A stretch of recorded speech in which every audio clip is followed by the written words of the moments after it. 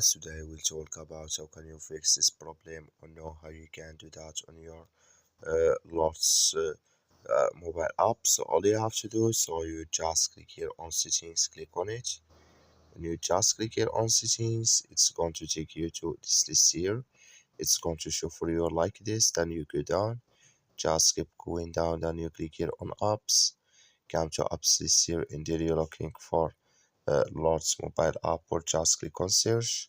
Then here add Lords.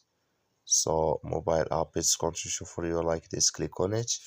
So then it's going to take you to this list here. Click on for stop. Then you click on OK. Then you go down here. Just click on storage. So when you come to storage list here, you will find here clear cache. Click on it. Then it's going to work with you. So then when you're down, restart your phone, install it again, then it's going to fix with you here. That's all you have to do. Thank you for watching. Don't forget to support us by liking, subscribe.